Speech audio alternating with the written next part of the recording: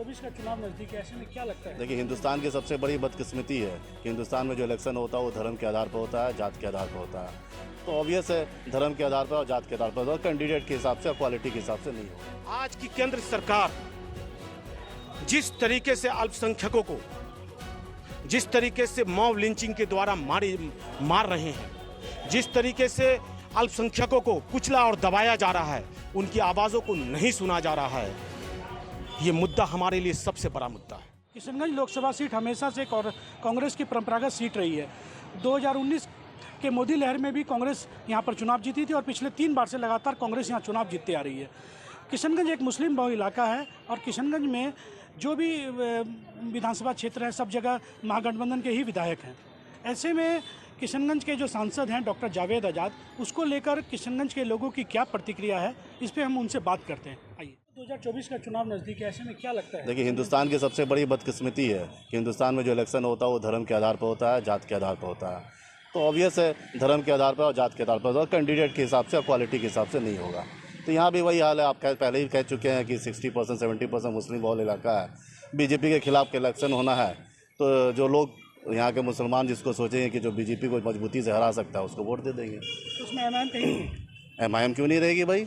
MIM को candidate है भाई, लोकतंत्र है, सबको इलेक्शन लड़ने का अधिकार है, तो एमआईएम क्यों नहीं रहेगी? एमआईएम भी अपना कैंडिडेट देगी, अलग मजबूती से इलेक्शन लड़ेगी एमआईएम। क्या चाहते हैं कि आने वाला जो सांसद होगा 2024 में, जो भी जीते, क्या मुद्दे रहेंगे किशनगंज के? क्या मुद्दे चाहते हैं? किशनगंज लोकसभा बड़ा हो चुका है, ट्रैफिक का एक बहुत बड़ा मामला है, इसको किशनगंज को सजाने की ज़रूरत है। किशनगंज का जो लाइफ लाइन है रमज़ान नदी, उसको सुधारने की ज़रूरत है। एक जो महानंदा बेसिन का जो प्रोजेक्ट है उसको करना चाहिए, एएमयू को बहाल करना चाहिए, अटर्नी कॉस्ट उसको करना चाहिए। इन सब मुद्दों से साथ में हेल्थ और एजुकेशन किशनगंज के लिए, क्योंकि ये पूरे हिंदुस्तान में पिछड़ा हुआ जो राज्य है हमारा बिहार, और उसमें पिछड़ा हुआ ज़िला हमारा किशनगंज हो गया एजुकेशन और हेल्थ के मामले में। तो सांसद महोदय से जो प्रेजेंट है और होने वाले सांसद अगर यही रहते हैं, उनसे और बिहार सरकार से और केंद्र सरकार से मेरा आपके माध्यम से मांग है कि भाई किशनगंज पर, खास करके सीमांचल पर ध्यान दें। मेरे ख्याल से तो हमारे सांसद महोदय जी को आत्मनिरीक्षण करने की ज़रूरत है। वो अपने सादे वादों में मुझे नहीं लगता कि जनता की उम्मीद पे खरे उतरे हैं।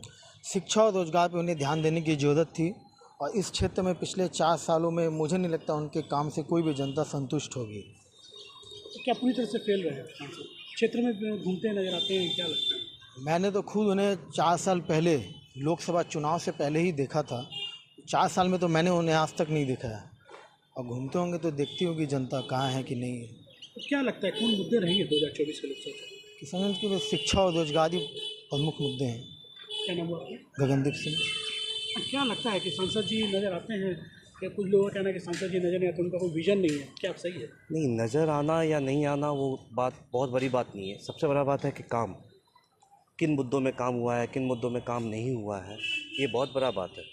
और हम लोग एक यंग जनरेशन के हिसाब से इतना ही चाहेंगे कि शिक्षा में काम हो, स्वास्थ्य में काम हो। हमारे यहाँ एयरपोर्ट है, उसके सौंदर्यीकरण के लिए कुछ करें सांसद जी, बस यही बात है। और जैसा कि कहे कि रमज़ान पुल का मामला है, तो ये भी एक मुद्दा है कि रमज़ान पुल में भी काम करने चाहिए इनको। किशनगंज लेकिन शिक्षा के क्षेत्र में काफ़ी प्रकार रोजगार के लिए भी पलायन है, क्या लगता है पलायन के लिए कौन जिम्मेवार है? सबसे बड़ा जिम्मेदार नहीं, उद्योग नहीं, सबसे बड़ा बात है कि एजुकेशन। आपका एजुकेशन ही अच्छा नहीं है तो आपको तो दूसरी जगह जाना ही होगा, क्योंकि एजुकेशन ही नहीं है तो आपको यहाँ पे कहाँ आपको क्या नौकरी मिलेगा, नहीं मिलेगा। एजुकेशन है तो आप खुद अच्छा से भी कुछ कर सकते हैं। मैं तो यही जानता हूँ कि देखिए, हम ही कुआं खोदते रहेंगे, हम ही पे पानी हराम होगा, हम ही को कातिल समझेगी दुनिया, हमारा ही कत्लेआम होगा। आज की केंद्र सरकार जिस तरीके से अल्पसंख्यकों को जिस तरीके से मॉब लिंचिंग के द्वारा मार रहे हैं, जिस तरीके से अल्पसंख्यकों को कुचला और दबाया जा रहा है, उनकी आवाज़ों को नहीं सुना जा रहा है, ये मुद्दा हमारे लिए सबसे बड़ा मुद्दा है।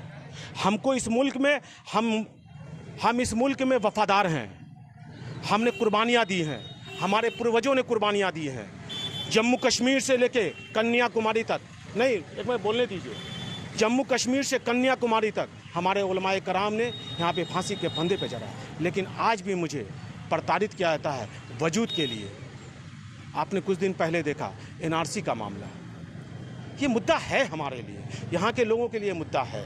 और हमारे माननीय सांसद जी जितने अच्छे काम किए हैं, मैं उनका 100% इस बात का नंबर देना चाहूँ। महिलाओं की स्थिति क्या है? महिलाओं की स्थिति में तो बहुत सुधार हुई है।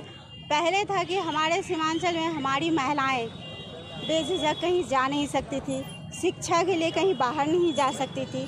अभी तो जनरली खुलेआम 10 बजे तक मार्केटिंग महिलाएं कर सकती है और कर भी रही है। और कहीं ना कहीं शिक्षा के स्तर भी महिलाओं का बढ़ रहा है। और मैं तो यही कहूँगी कि महिलाओं की जो स्थिति है पहले से बहुत बेहतर है। देखिए, हमने किशनगंज के लोगों से डॉक्टर जावेद सावेद आज़ाद हैं जो एमपी हैं, उनके बारे में बात की। लोगों की मिलीजुली प्रतिक्रिया है। कुछ लोगों का कहना है कि उनका विज़न अच्छा नहीं है, पॉलिटिकली वो पर्सनली नेता बहुत अच्छे हैं लेकिन उनका पॉलिटिकल विज़न नहीं है। कुछ लोगों का कहना है कि सांसद जी नेक दिल इंसान है और उनके क्षेत्र में काम हुआ है। ऐसे में देखना दिलचस्प हुआ कि 2024 का लोकसभा चुनाव में कौन बाजी मारेगा।